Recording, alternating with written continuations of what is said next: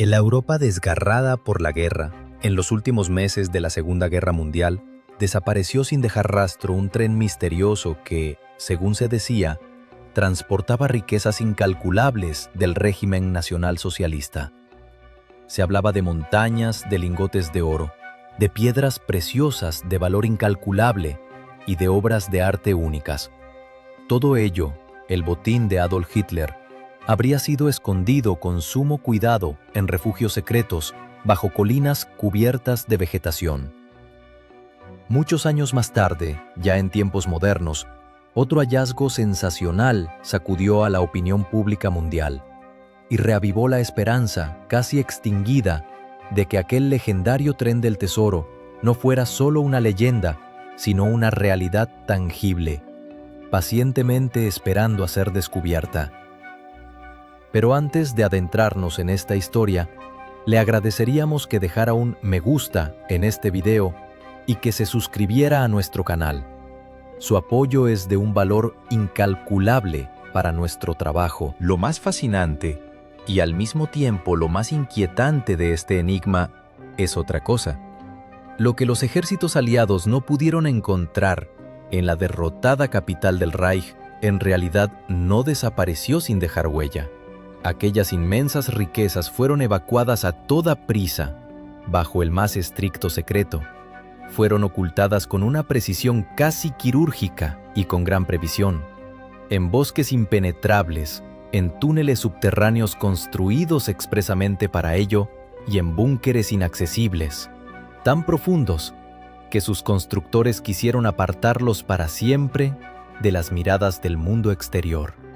Y todavía hoy, décadas después, un rastro apenas perceptible en los archivos nos conduce, como un hilo de Ariadna, a través del laberinto de la historia, hacia aquellas sombras impenetrables del pasado, donde quizás los tesoros aún permanezcan ocultos. A finales del año 1944, cuando el colapso de la Alemania nacionalsocialista se hacía cada vez más inevitable en todos los frentes de batalla, el círculo más cercano al Führer puso en marcha, con febril urgencia, una operación a gran escala para salvar y ocultar las riquezas acumuladas. Reservas de oro, obras maestras únicas de la pintura, antigüedades y otros tesoros materiales saqueados brutalmente de los territorios ocupados de Europa fueron trasladados apresuradamente a escondites ya preparados, inexpugnables, en regiones montañosas de difícil acceso. Hermann Göring, influyente comandante de la Luftwaffe y apasionado coleccionista de arte, ordenó personalmente la evacuación inmediata desde la capital francesa de cuadros invaluables de Rafael, Rembrandt y de cientos de pesados lingotes de oro. Al mismo tiempo, el presidente del Reichsbank, Walter Funk, coordinaba con meticulosa precisión el transporte de colosales reservas de dinero en efectivo confiscadas en los territorios ocupados. Los documentos de archivo muestran con claridad que de las bóvedas berlinesas del Reichsbank fueron sacadas al menos 1.000 toneladas de lingotes de oro, lo que hoy equivaldría a más de $500 millones estadounidenses. El SS Obergruppenführer Otto Wächter supervisaba personalmente las complejas operaciones logísticas para el traslado de los bienes desde Viena, donde, en contenedores con la escueta inscripción Action Reinhardt, nombre en clave de la sistemática expoliación y exterminio del pueblo judío, se almacenaban joyas arrancadas cínicamente a miles de prisioneros atormentados de los guetos polacos. Las principales rutas de transporte de estos tesoros conducían hacia el este, hasta los montes Sudetes, cuyas tierras hostiles y densos bosques ofrecían condiciones naturales ideales para ocultar cargas tan enormes como arriesgadas. Hasta enero de 1945, las tropas soviéticas avanzaban de manera implacable hacia la capital polaca. Desde lo más profundo de la tesorería del Reich partieron órdenes urgentes. Todas las riquezas que aún quedaban debían trasladarse de inmediato, en trenes militares especialmente reforzados, hacia el interior del país, hacia la región bávara y hacia Silesia. Uno de estos trenes misteriosos, compuesto según los documentos por 20 vagones de carga con contenido estrictamente secreto, partió en plena noche el 18 de enero desde la estación de Cracovia. Solo 3 días más tarde, aquel tren se desvaneció como un espejismo de todos los horarios y registros oficiales en las cercanías de Waldenburg, un importante nudo ferroviario en la Baja Silesia. Más tarde, según testimonios no confirmados, algunos de sus vagones habrían sido vistos en territorio checoslovaco. Pero la carga siguió siendo un enigma. En marzo de 1945, una unidad de ingenieros estadounidenses logró recuperar de las profundas galerías de la mina de sal de Merkers en Turingia alrededor de 70 toneladas de oro, así como una enorme cantidad de piedras preciosas. Entre aquel botín se encontraban, entre otros, las joyas de la corona de los Países Bajos y decenas de miles de monedas de oro de los más diversos orígenes. El tren desaparecido de Waldenburg, en cambio, nunca fue hallado, lo que alimentó de manera persistente las especulaciones de que transportaba los tesoros más valiosos y secretos del Tercer Reich.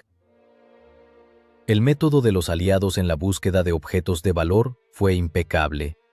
En Merkers, las unidades estadounidenses siguieron las marcas de las SS y los recibos de ferrocarril, los compararon con archivos incautados del Reichsbank e identificaron cada lingote de oro mediante su número individual. Todo lo encontrado fue documentado con extremo detalle, fotografiado y transportado en convoyes militares hasta Fort Knox.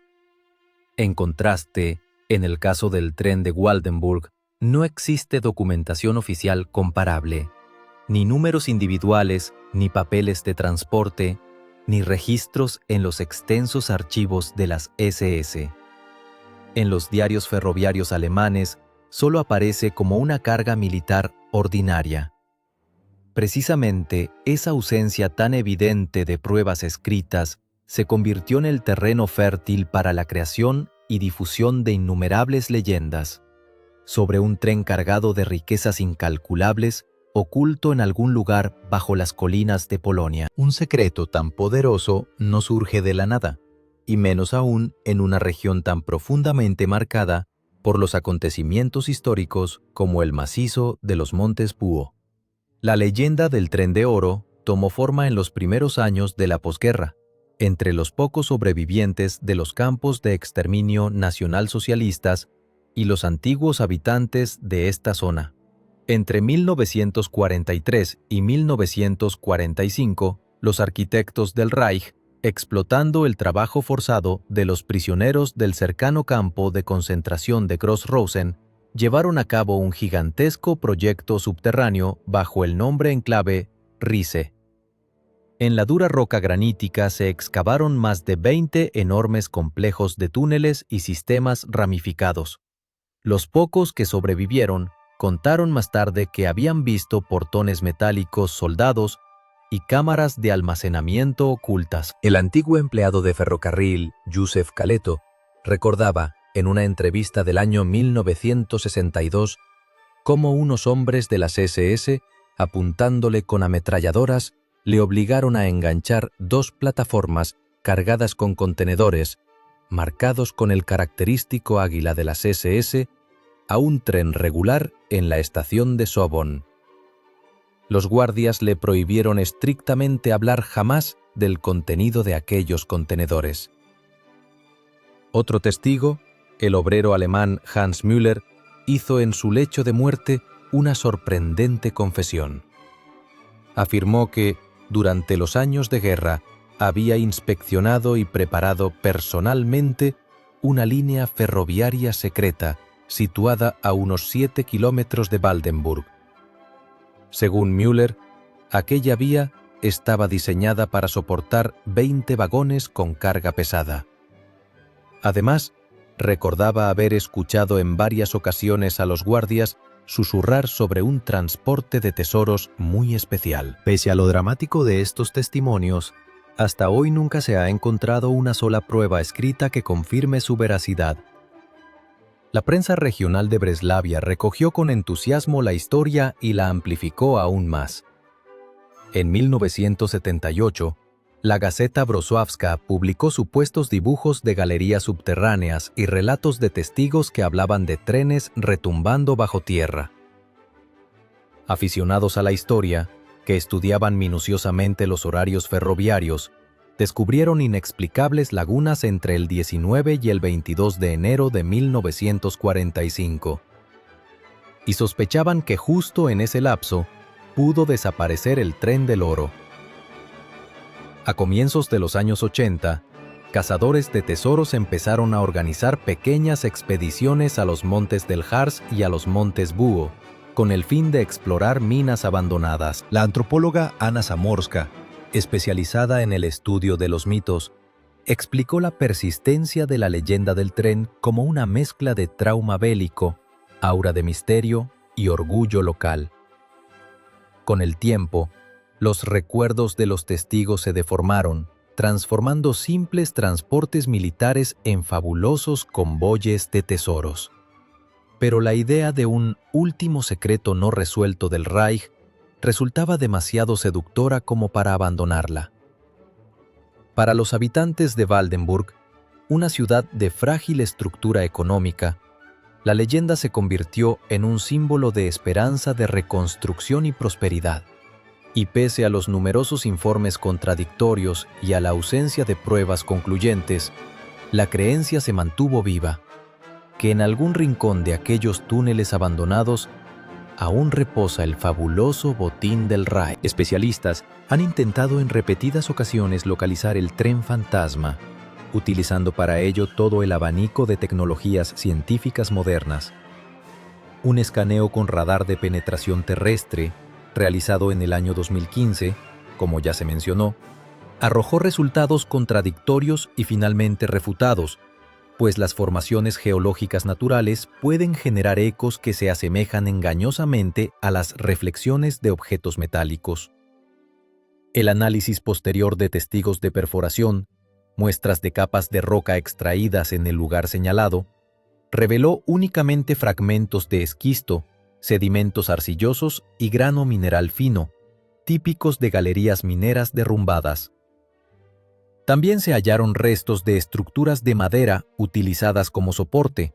Sin embargo, la datación por radiocarbono situó su antigüedad claramente antes del año 1945, lo que apuntaba a un uso industrial, pero no militar secreto. De gran importancia fue igualmente la ausencia de cualquier depósito de hierro o de huellas de óxido, que sin duda habrían estado presentes si allí se hubieran almacenado durante décadas rieles de acero o vagones ferroviarios.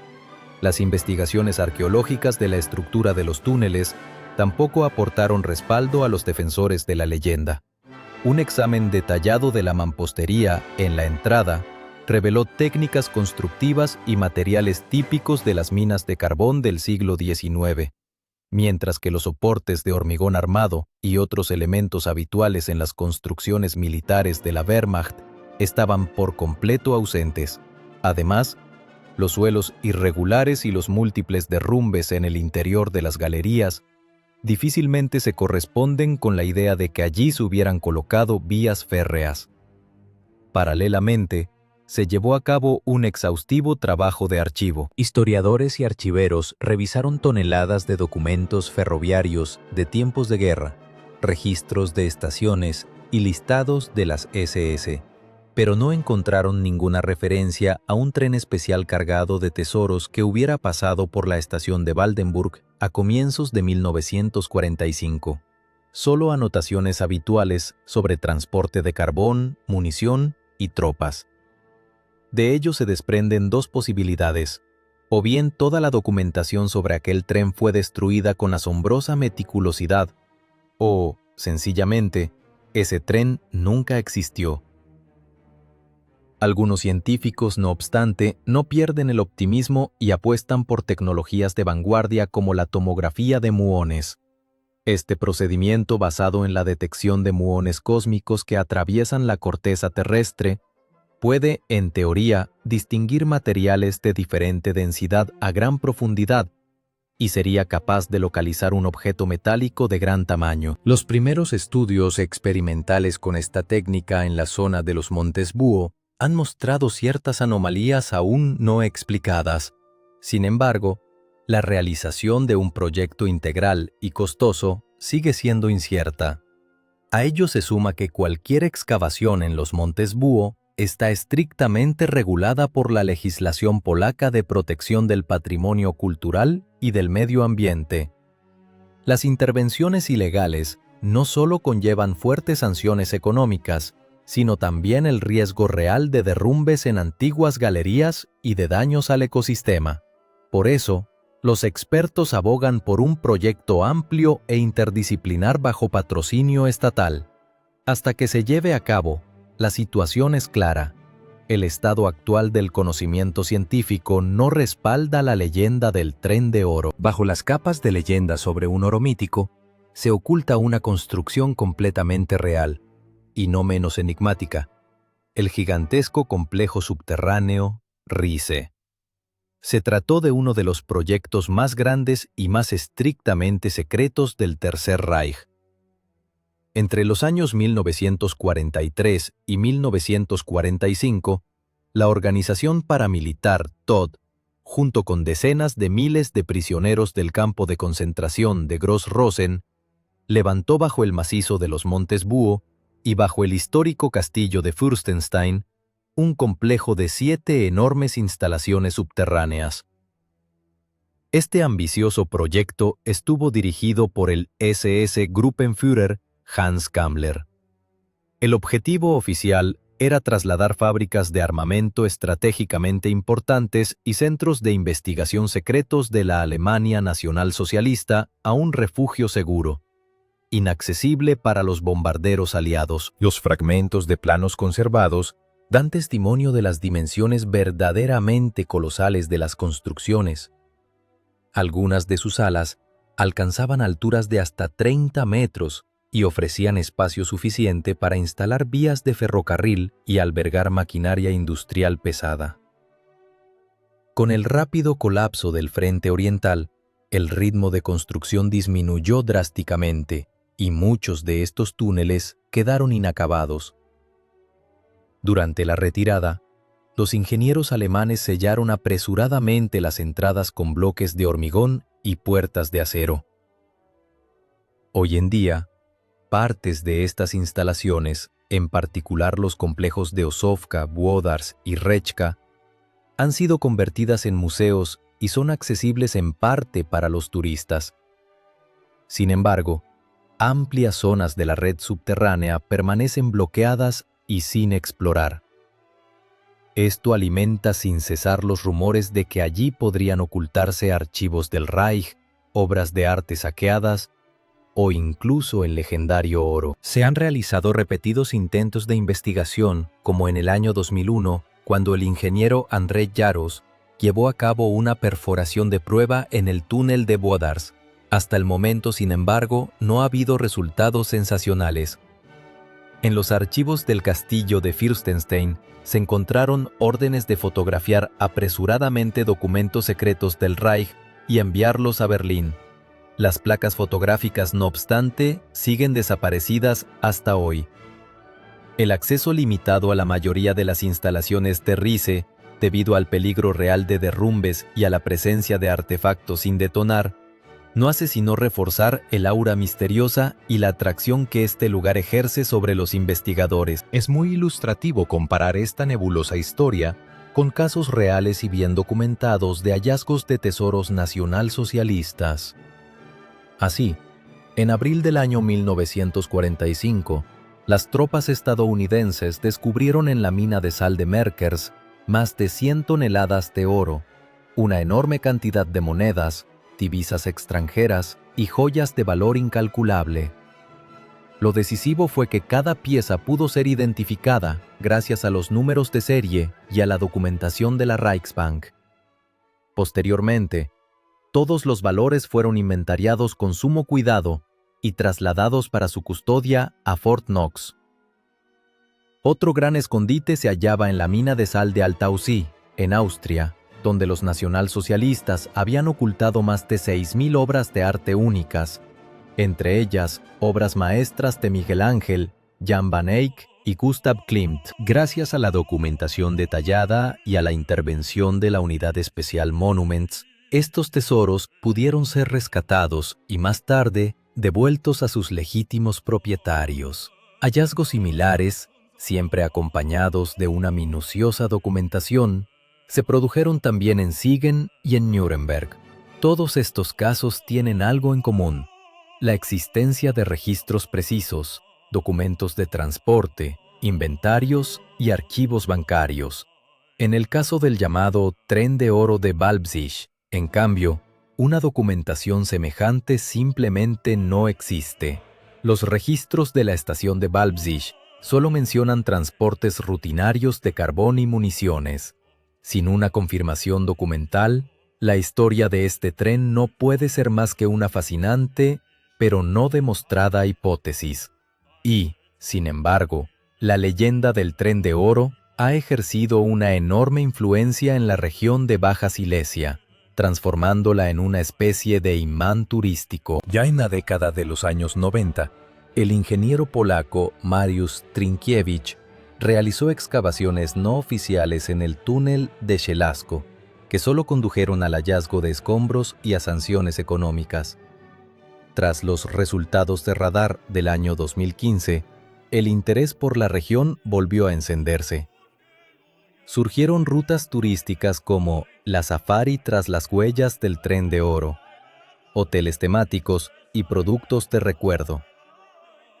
Según la Universidad de Wrocław, todo esto condujo a un notable aumento del flujo de visitantes, pero no todos los habitantes y especialistas comparten este entusiasmo. Los ecologistas expresan serias preocupaciones sobre posibles daños a los frágiles ecosistemas subterráneos y a la integridad de los túneles. Los arqueólogos, por su parte, subrayan que investigaciones profesionales y autorizadas por el Estado podrían aportar valiosos conocimientos históricos, aun cuando el oro no apareciera jamás. Sea como fuere, la búsqueda del Tren de Oro se ha convertido en un elemento fijo de la identidad cultural de la región y sigue alimentando las esperanzas y la imaginación de la gente con historias sobre los secretos del pasado. A pesar de décadas de intensas búsquedas e investigaciones, el secreto del Tren de Oro de Walpsig sigue sin resolverse. Existen todavía varias preguntas fundamentales y de vez en cuando aparecen nuevas pistas, aunque en la mayoría de los casos resultan vagas y difíciles de verificar. En primer lugar, está el ya mencionado libro dañado de los archivos del ferrocarril del Reich, con una anotación sobre un transporte militar especial de 20 vagones que partió de Görlitz el 18 de enero del año 1945. En la columna Carga podría leerse la palabra objetos de valor. La reconstrucción de este texto mediante tecnologías modernas podría ser la clave para resolver el enigma, aunque requeriría cooperación internacional y recursos considerables. En segundo lugar, siguen apareciendo testimonios como el relato de un antiguo prisionero sobre cajas con símbolos nacionalsocialistas que, supuestamente, en febrero de 1945, fueron trasladadas a uno de los túneles cerca de Soboniov. Verificar la fiabilidad de recuerdos tan antiguos es extremadamente difícil, pero si varios testimonios independientes señalaran el mismo lugar o repitieran los mismos detalles, podría convertirse en una pista seria. En tercer lugar, el propio paisaje único de la región despierta interés. Las mediciones de radar satelital realizadas en el año 2020 revelaron cavidades inexplicables y anomalías de densidad en la zona de los túneles de Bukovka y Rzeczka. Un análisis más detallado mediante muografía, la técnica que utiliza muones cósmicos para detectar estructuras bajo tierra, podría aclarar la situación, aunque, como ya se mencionó, se trata de un proyecto extremadamente costoso y complejo. En cuarto lugar, existen lagunas en los archivos de la estación de Walpsig. Precisamente en el periodo de enero de 1945, cuando supuestamente desapareció el legendario tren, las páginas de los registros están dañadas o faltan por completo. El hallazgo de estas páginas perdidas podría cambiar radicalmente el rumbo de la investigación. En quinto lugar, hay serios obstáculos legales y políticos que retrasan en gran medida las investigaciones oficiales. Según la ley polaca, todos los hallazgos arqueológicos con más de 100 años pasan automáticamente a ser propiedad del Estado. Además, las excavaciones a gran escala requieren múltiples permisos y conllevan el riesgo de dañar tanto sitios históricos como monumentos naturales. Tampoco se debe descartar la posibilidad de hallazgos fortuitos, viejos diarios, cartas o fotografías de la época de guerra que de forma inesperada salgan a la luz y contengan la clave del enigma. Mientras nada de esto suceda, la historia del tren de oro de Leipzig seguirá existiendo en esa delgada frontera entre la rigurosa historiografía y la fascinante leyenda.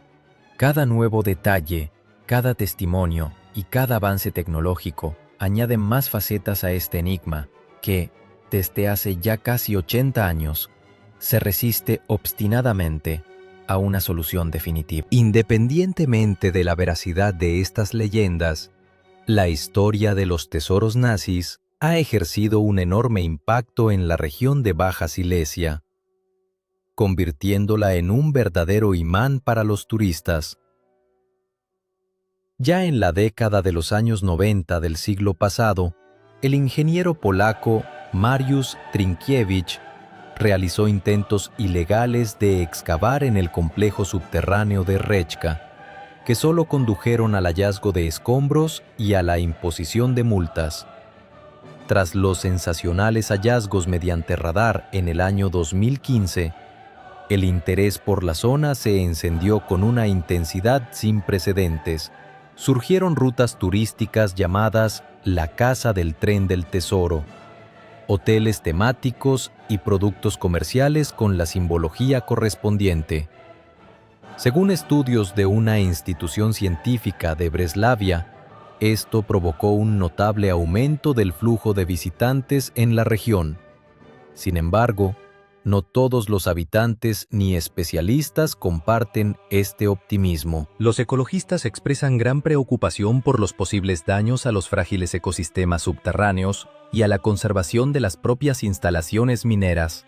Por su parte, los investigadores de antigüedades destacan que la realización de estudios profesionales autorizados por las autoridades podría aportar valiosos conocimientos históricos, incluso si los tesoros en sí permanecieran sin descubrir.